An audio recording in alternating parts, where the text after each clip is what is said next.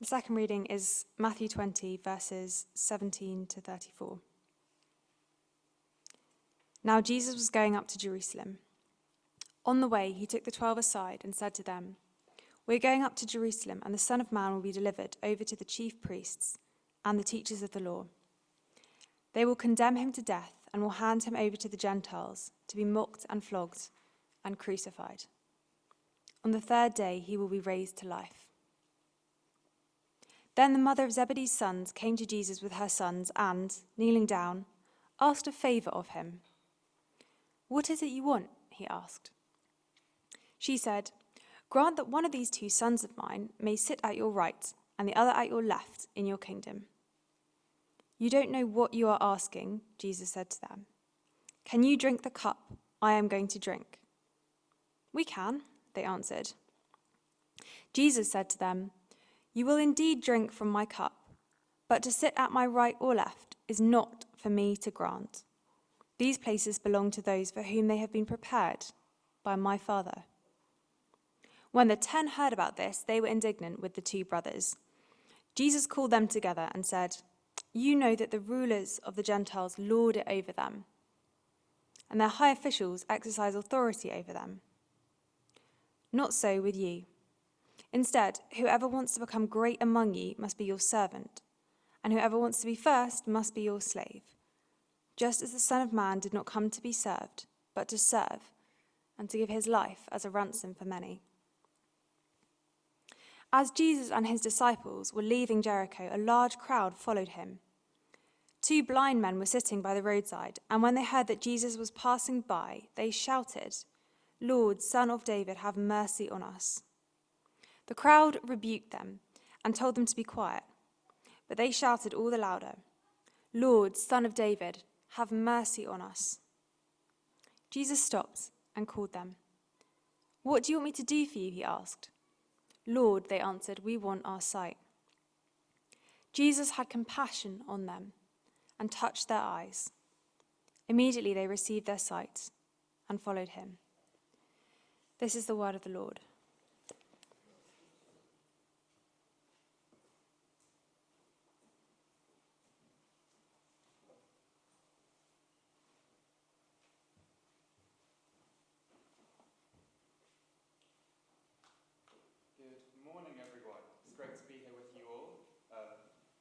Special shout out to my granny joining us from Johannesburg online. Thanks for being with us, Gmar.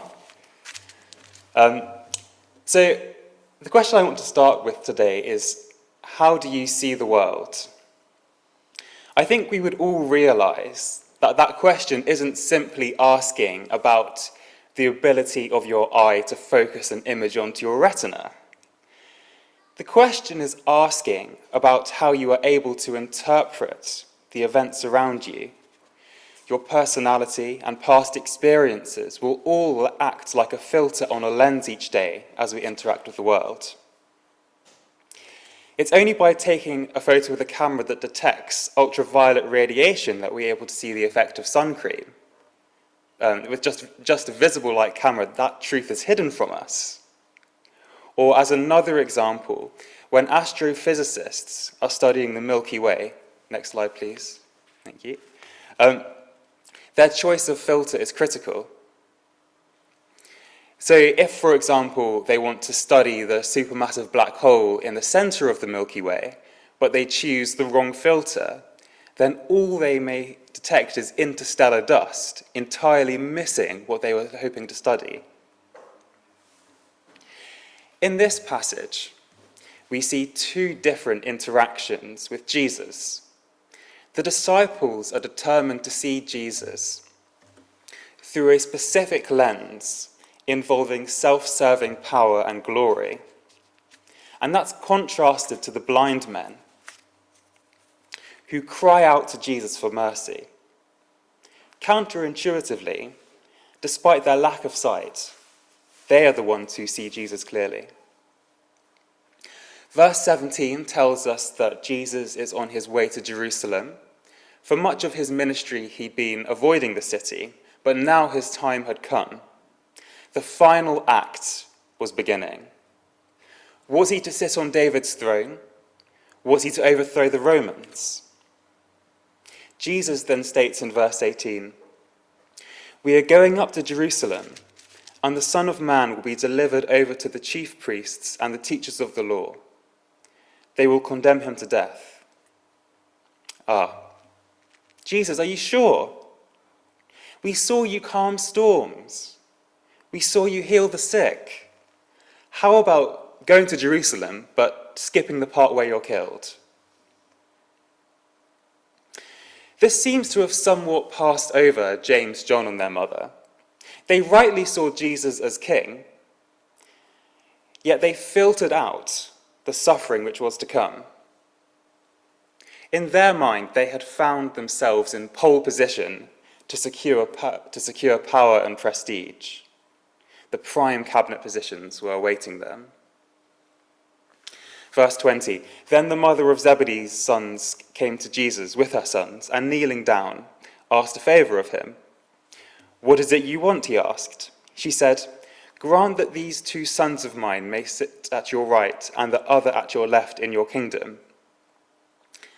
It doesn't initially seem like a bad plan. They have insider knowledge about Jesus' royalty. They know his words are all powerful, and all it would take is one word from him, and they would share in his glory. As he increased, so would they. Unfortunately for them, as Jesus said, they don't know what they were asking. To ask to reign with Jesus is to ask to suffer with him. His kingship is marked by suffering now and glory later. "Can you drink the cup that I am going to drink?" Jesus continues. The cup here doesn't refer to a glorious chalice filled with fine wine at a coronation party, but rather Jesus is drawing on Old Testament language. The cup represents God's judgment. Psalm 75 says that all the wicked of the earth drink it down to its very dregs. And Isaiah 51 calls it the cup of God's wrath. When we think about Jesus on the cross, rejected, betrayed, humiliated, slowly suffocating with his pierced hands and feet nailed on the cross, we must remember that the extent of his suffering went beyond the physical agony. I don't want to minimize the awful affliction caused by the crack of the whip or the nails splitting apart his hands and feet. But additionally on the cross, Jesus drank the cup of God's wrath. All of God's anger at the sins of his people was poured on Jesus that night. On the night he was betrayed, Jesus prayed in the Garden of Gethsemane, "My Father, if it is possible, may this cup be taken from me. Yet not as I will, but as you will." Jesus drank that bitter cup in our place. So that is the pattern of our King, suffering and then glory. And that's the pattern for his disciples too. Jesus said that they will indeed drink the cup of suffering. James was the first disciple to be martyred. In Acts chapter 12, we read that King Herod put him to death by the sword, and his brother John spent much of his life in exile on the island of Patmos. A very real question to ask then is, why be a Christian if following Jesus means suffering? There's a lot to say here, and nothing I can say in a few minutes could fully do justice to the topic.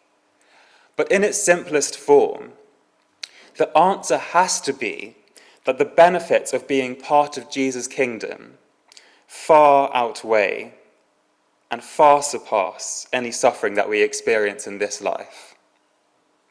The pain of suffering is real, and I don't want to minimize it or dismiss valid concerns. But the only way we can make sense of this is to focus upon all that we gain by following Jesus, both in this life and the next. Knowing God is what we were created for. Loving him and being loved by him will bring joy to our souls, unlike anything else.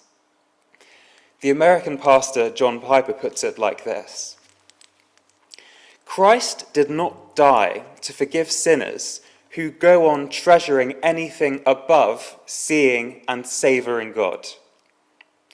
And people who would be happy in heaven if Christ were not there will not be there.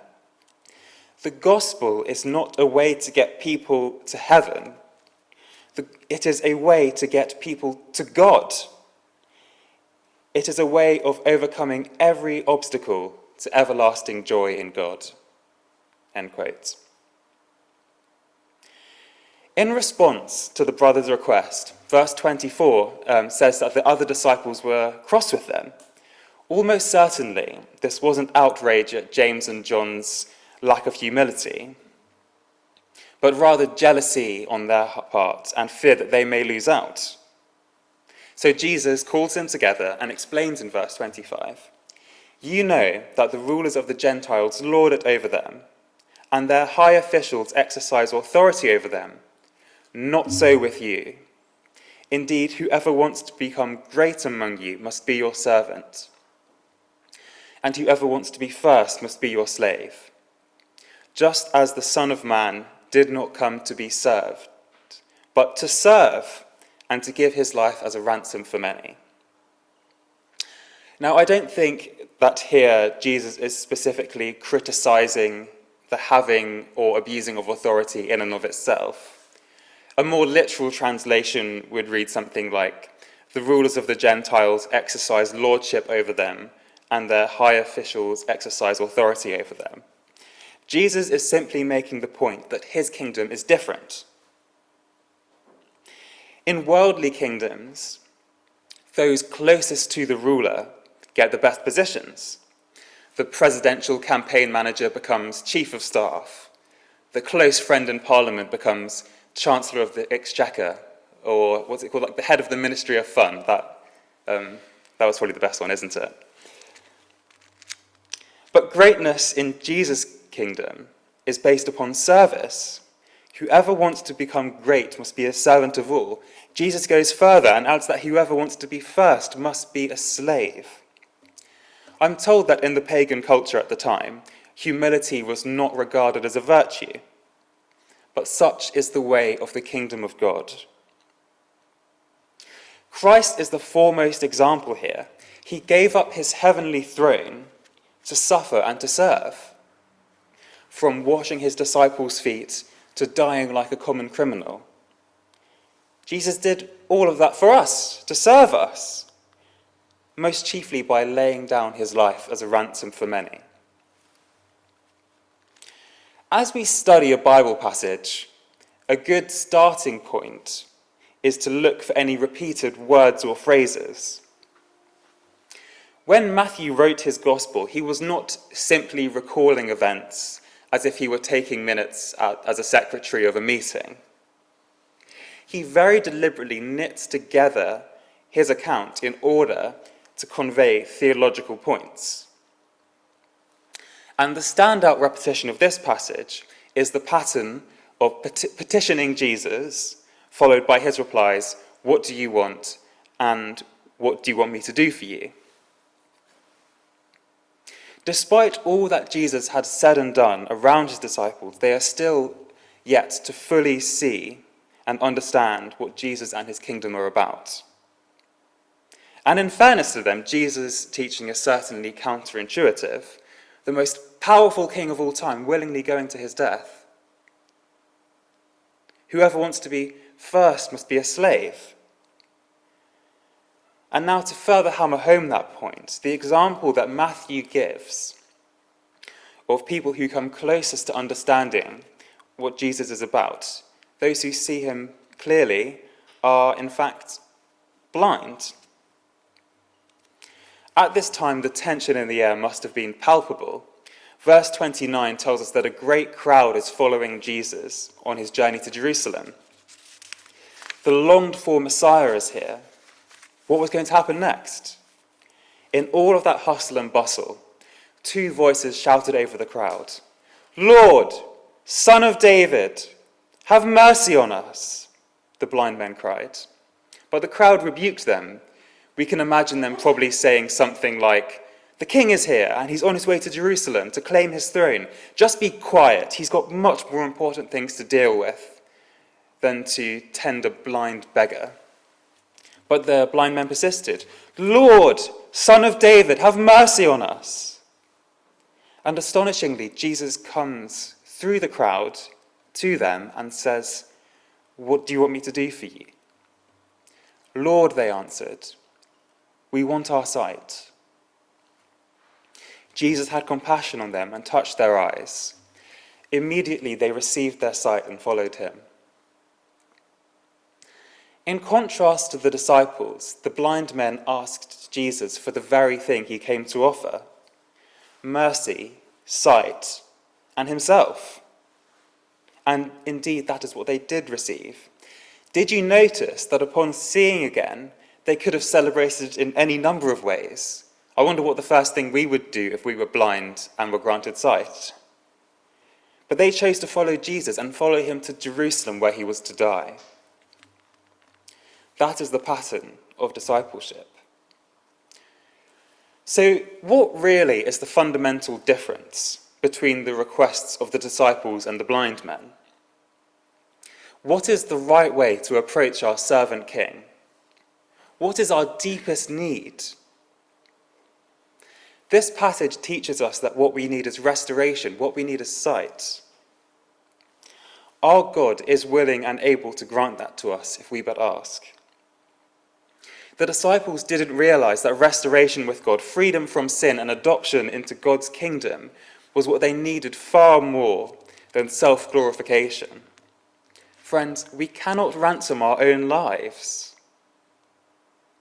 When we see how Jesus meets our deepest need, he comes into focus and we are granted sight.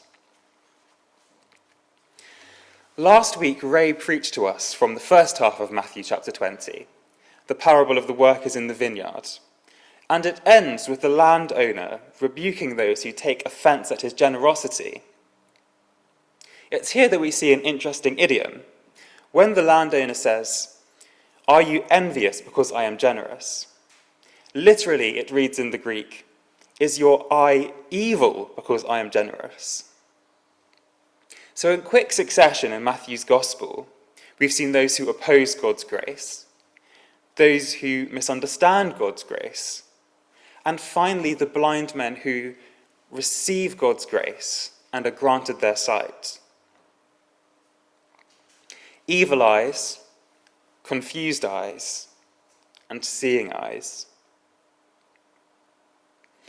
When we follow Jesus, we follow his pattern of conduct, serving others, not seeking to gain glory for ourselves or in the eyes of the world.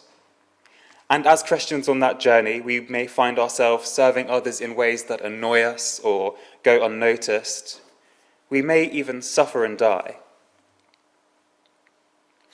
However, the story doesn't end there. If we go back to verse 19, right at the start of the passage, Jesus says of himself, "On the third day he will be raised to life." Death was not the end for Jesus.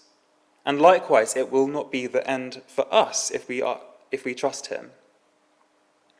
We follow Jesus now, and in return, we get to know God himself.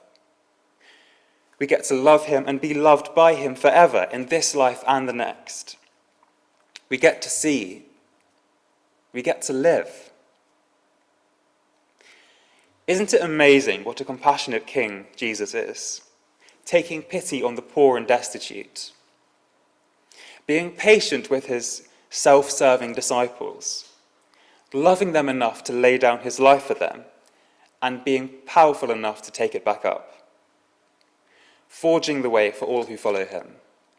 Amen.